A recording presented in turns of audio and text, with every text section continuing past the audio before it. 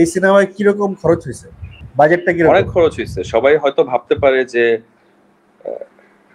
Budget আমি exactly বলতে পারবো না, কিন্তু আমি ধারণা করতে পারবো, যেহেতু আমি আসলে এই প্রক্রিয়াগুলোর মধ্যে থাকি না, আর এটা প্রশ্ন করা আমার এখতিয়ার না। তো আমি এইটুকুন বলি যে ওইখানে 22 দিন, রাজশাহী শহরেও কিন্তু আমরা শুটিং করছি, সবকিছু মিলে 34 দিন। এবং যখন ফাইনালি পুরো ছবিটা ডিরেক্টর দেখলেন, আমরা কিন্তু ঠিক 1 মাস আগে আবার 8 দিন রিশুট করছি কিছু দৃশ্যের।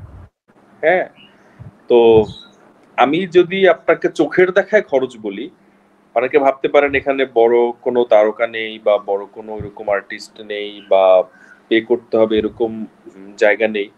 আমি বলবো ভুল। এখানে ওইটা ছাড়া প্রতিদিন আপনার দৃশ্যমান খরচই তো অনেক। আর এই ছবিটার খরচ ডে বাই ডে বেড়েছে পিয়াল ভাই। প্রথমে হয়তো শুরুটা একটু করে হয়েছিল, তারপর আস্তে আস্তে ডিরেক্টরের কথা একটু বলি। আমি এরকমও দেখছি, হয়তো এটা বলা ঠিক হচ্ছে কিনা জানি না, মানে উনি কোন জায়গাতে মনে হয়েছে যে আচ্ছা আমাকে হাউস থেকে এই বাজেট ধরা হয়েছে, এটা এটার মধ্যে শেষ করতে হয়েছে, কিন্তু আমি আর একটু অ্যাড করলে বোধহয় ভালো হবে। তো উনি নিজে বাড়ি থেকে এনেও কিন্তু ওই কার্পণ্য করে নাই, ওইটা করছে। আবার সবসময় যে প্ল্যান মাফিক শুটিং হয়ে গেছে বিষয়টা তো এরকমও না। দুই একটা আমাদের ওইখানে প্ল্যান ছিল 15 দিনে শুটিং শেষ করা ওই চরে, আমরা কিন্তু সেটা 22 দিন করতে হয়েছে। এবং পরে রাজশাহী শহরে শুটিং, তারপর আপনার আবার 8 দিন রিশুট। তো খরচ কিন্তু ভালোই হয়েছে। রিশুটটা কি সেই চড়াই হয়েছে নাকি অন্য কোথাও?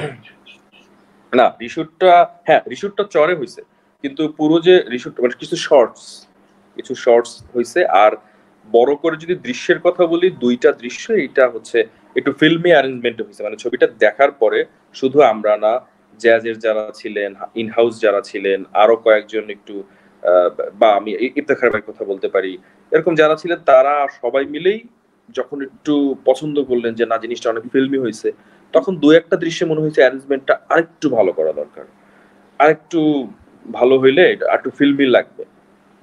ওইটা আবার রাজশাহী শহরে হয়েছে, সিটি হাট নামে একটা জায়গা। আপনার সিনেমা ছাড়া কোন কোন সিনেমা দেখার প্ল্যান আছে? আমি একটা সিনেমার জার্নির মধ্যে দিয়ে গিয়ে বুঝতে পারছি, সিনেমা যেমনই হোক যারই হোক, এত কষ্ট একটা ডিরেক্টর করে, পুরা টিম করে, পারলে সব সিনেমা দেখবো পিএল ভাই। বলার জন্য বলতেছি না, মানে আমি কোনোদিন আমার লাইফে কোনো ডিরেক্টর মাথার তাজ, সে যে হোক না কেন, একটা প্রোডাক্ট সিনেমা উঠানোর জন্য প্রচন্ড কষ্ট যায়। আর একটা সিনেমা শেষ পর্যন্ত হলে ওঠার প্রক্রিয়ার মধ্যে এই জার্নিটা এত ডিফিকাল্ট, আমি আর কখনো সিনেমা নিয়ে এই জীবনে, আগে যেমন দর্শক হিসেবে বলে দিতাম এটা এরকম এটা এরকম, আমি আর জীবনে কোনোদিন বলবো না। কাজেই আমার এবার সত্যি একটা পরিকল্পনা আছে যে সম্ভব হলে আমি সবগুলো সিনেমাই দেখতে চাই।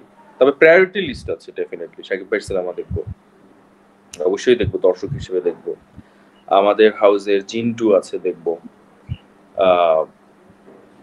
আপনার দেয়ালের দেশ দেখবো, ওমর দেখবো। আমার কাজল রেখাটা দেখার খুব ইচ্ছা আছে। আমি পার্সোনালি গিয়াসউদ্দিন সেলিম ওনার খুব ভক্ত, টেস্ট তার একটা, এগুলো আমার দর্শক হিসেবে বলা। আমি এন্টারটেইনমেন্ট পাওয়ার জন্য হলো সোনার চর দেখতে চাই। আমাকে ডিফারেন্ট গুলো জানতে হবে, দেখতে হবে, কারণ এটা এখন আমার ডিউটির মধ্যে পড়ে। ইনফ্যাক্ট আরো 2-1টার নাম বোধ হয় আহারে জীবন, পরিমাপকে দেখার জন্য হলো আহারে জীবন দেখতে চাই। তারপরে মায়াদা লাভ।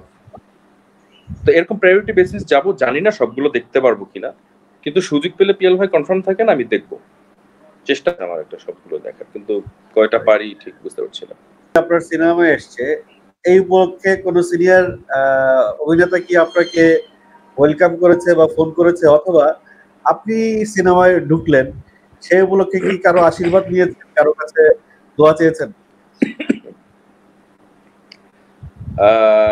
আমি যে সিনেমা জার্নি যখন শুরু করি তখন একটু শীতনিদ্রার মধ্যে ছিলাম, মানে নিজেকে খুব আড়াল করে ফেলছিলাম। আমার কাছে মনে হয়েছিল যে কাজটা হোক, কাজ শেষ পর্যন্ত হলে তখন সবাইকে জানাই। যার ফলে অ্যানাউন্সমেন্টের আগ পর্যন্ত আমার কোনো ফেসবুক পোস্ট নাই, কোনো লাইভ নাই, কোনো ছবি নাই। ইভেন আমাদের পুরা টিমের আজিজ ভাইয়ের একটা ডিরেক্ট নির্দেশনা ছিল যে কোনোভাবেই এই সিনেমার কোনো ধরনের সেট থেকে লুক প্রকাশ হওয়া ছবি বা কোনো কিছু কেউ কাউকে জানানো করা যাবে না, আমরা করি নাই। আর আপনি যদি পার্সোনালি আমাকে বলেন, আমাকে ওইভাবে কেউ উইশ না এটা করে নাই, তাদের হয়তো খেয়ালে পড়ে নাই বা তারা হয়তো ওভাবে দেখেন নাই। আর নাম বলবো না, আমি পার্সোনালি একজনকে খুব আমাদের একজন খুব প্রতিষ্ঠিত অভিনেতা, আমি তাকে ভাই মানি। তার আমাকে আমার সেও জানে না, তার কিছু কথা আমার জীবনে খুব কাজে লাগছে। তো আমি ওনাকে ফোন করছিলাম 2-3 বার দোয়া নেওয়ার জন্য বা দেখা করার জন্য তার সাথে, কিন্তু উনি হয়তো ব্যস্ত, উনি ফোনটা ধরতে পারেন নাই, এটাই ভাববো আমি। আর আর কাউকে ওইভাবে আসলে বলা হয় না। নামটা না বললে আসলে অনেক আমি আমার অনেক ইয়ে থেকে যায়। উনি বিব্রত হতে পারেন পিয়াল ভাই। আর তবে আমি আমার ইন্ডিয়ান স্কুলের যিনি অনেক বড় শিল্পীরা অনেক ব্যস্ত থাকে, এটা সে ফোন নাই ধরতে পারে। এটাতে নামটা একটু শুনি আমরা, আমাদের খুব আগ্রহ শোনার। এইগুলো অন্য এক সময় বলবো। আর সিয়াম কিন্তু এসে বলছিল সে শাকিব খানের দোয়া নিতে তার বাসায় চলে গেছিল।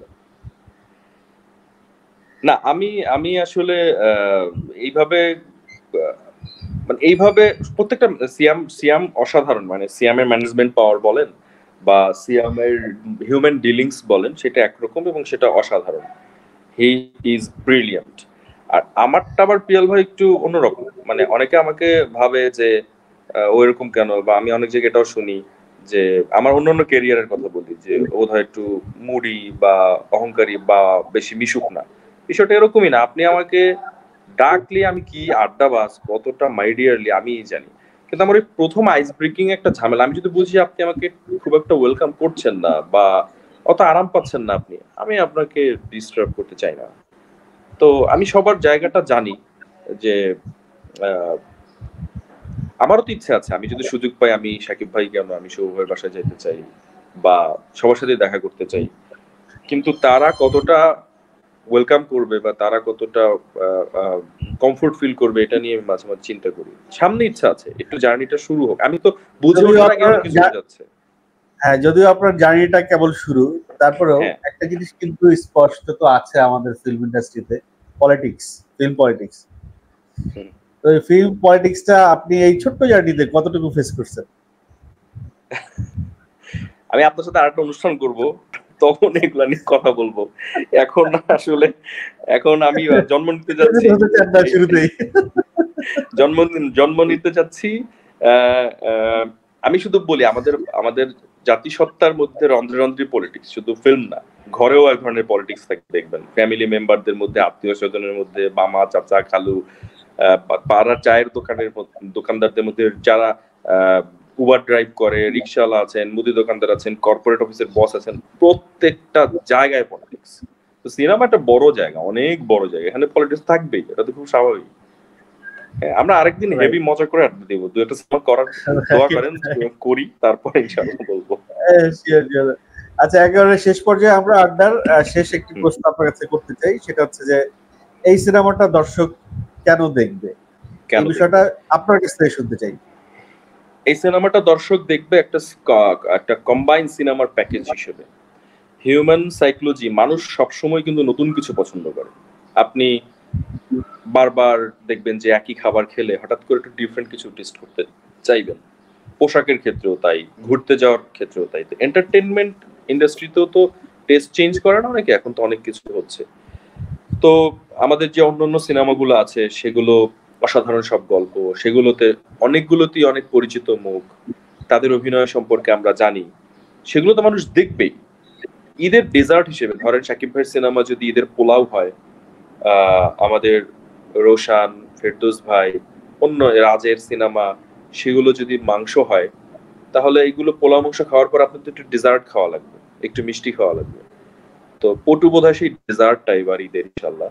এবং একটা কথা বলবো, সিনেমা হলে বসে সিনেমাটিক, আমি গল্পের কথা বলছি না, অভিনয়ের কথা বলছি না, আমি বলছি সিনেমা হলে বসে সিনেমাটিক, কোনো বাংলা সিনেমা থেকে সিনেমাটিক ফিল পাওয়া, মানে আমি একটা লম্বা মানে চোখের আরাম পাচ্ছি, বড় বড় ফ্রেম দেখছি, ডিফারেন্ট একটা লোকেশন দেখছি, প্রত্যেকটা আর্টিস্ট যেটা আপনি আপনার রিভিউতে বলছেন একদম র, ওইভাবে মেকআপ না, র কস্টিউম, র আর্টিস্ট দেখছি, অ্যান্ড বোনাস হিসেবে অসাধারণ ব্যাকগ্রাউন্ড সাউন্ড দেখছি, মানে বুক ভরে যাবে এরকম ব্যাকগ্রাউন্ড সাউন্ড দেখছি। এইগুলো দেখার জন্য পটু দেখবে। হয়তো সে সিনেমাটা দেখে বের হয়ে তার কোনো বন্ধু স্বজন বা কাউকে, তিনি রুচিশীল দর্শক হলে তিনি বলবেন যে এই সিনেমাটা দেখো, ওই কারণেও দেখবে ইনশাল্লাহ। আমরা শেষ করবো আড্ডা, শেষ করার আগে আপনি যদি কিছু বলতে চান।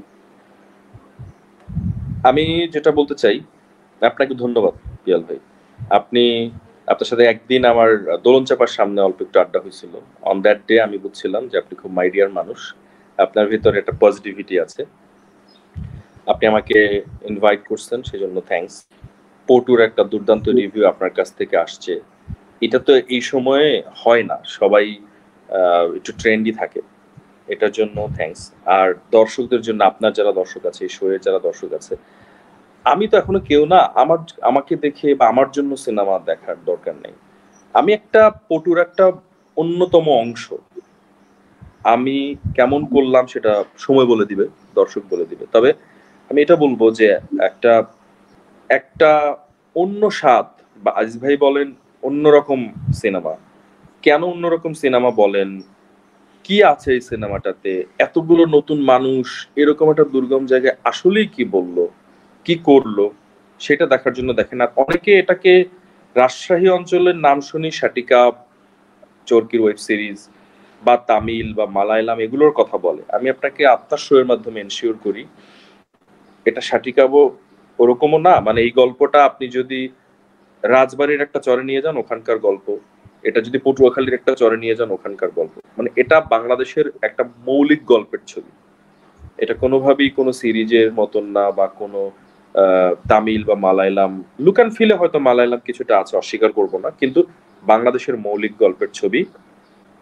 সব ছবি দেখেন, পটু দেখেন, আলাদা করতে পারবেন ইনশাল্লাহ। আর আমার জন্য দোয়া চাই পিয়াল ভাই, আমার জন্য দোয়া চাই। আমাকে ক্ষমা করবেন, আমার প্রথম চেষ্টা এটা। স্ক্রিনে আমার ভালো মন্দ, আমাকে মন্দটা গঠনমূলক ভাবে বলেন, যেহেতু আমার জার্নিটা আরো একটু আছে ইনশাল্লাহ। আমি চেষ্টা করবো সেগুলোতে ভালো করার। তো আমাকেও জানাবেন, দর্শক যারা আছেন, মানে সমালোচনা বা সেগুলো নেওয়ার জন্য আমি তৈরি আছি, সেগুলো থেকে শিখবো। আমার পুরোটা জুড়ি এখন সিনেমায় অভিনয়। আমি তাদের ফিডব্যাক পাওয়ার অপেক্ষা, আমি দোয়া চাই। অবশ্যই আপনার জন্য অনেক অনেক দোয়া এবং ভালোবাসা। সিনেমা একেবারে স্ক্রিনে না আসা পর্যন্ত আলমগীর সাহেব একটা শোতে বলছেন রিসেন্টলি যে সিনেমাটা যে যাই বলুক না কেন, গান দেখে, টিজার দেখে, ট্রেলার দেখে, যে যাই বলুক না কেন, সিনেমাটা স্ক্রিনে না আসা পর্যন্ত কিছুই বলা যায় না। আমিও তাই বলি। সিনেমাটা পুরোটাই ডিপেন্ড করে দর্শকের উপরে, পুরোটাই দর্শকের উপর ডিপেন্ড করে। আর বাকি যদি 15-20% থাকে সেটা ভাগ্যের উপরে ডিপেন্ড করে। রাইট, ভাগ্য আর দর্শক আসলে সিনেমা রিসিভ করবে না ছেড়ে দিবে, সেটা হচ্ছে মালিক। তা আপনার দর্শকের কথা জানি না, আপনার ভাগ্যের জন্য দোয়া রইল, আপনার জন্য শুভকামনা রইল। পিয়াল ভাই, আপনাকে অনেক ধন্যবাদ। আপনি ডাকবেন, বারবার আসবো। এবং আপনার এই শোটা, জানি না আল্লাহ তাআলা জার্নি কোথায় কিভাবে কি রাখছেন, কিন্তু আমার জন্য সারা জীবন স্মরণীয় হয়ে থাকবে। আপনার জন্য অনেক দোয়া, আপনি একজন দারুণ মানুষ। আমি আপনার সাথে দেখা করেও দোয়া নেব। অনেক ধন্যবাদ। ইনশাআল্লাহ।